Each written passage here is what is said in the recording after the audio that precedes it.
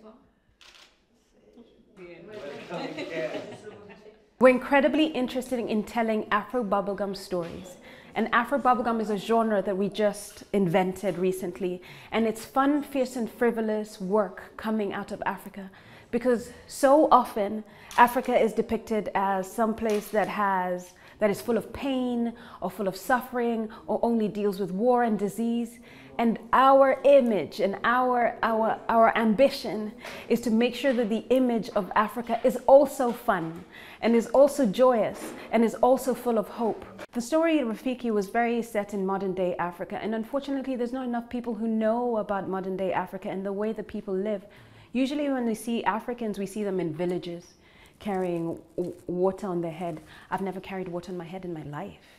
I've lived in Nairobi, a city center, like many other city centers around the world. We expect to fully acknowledge female African presence in Cannes. We think that this is such a moment to celebrate young African women.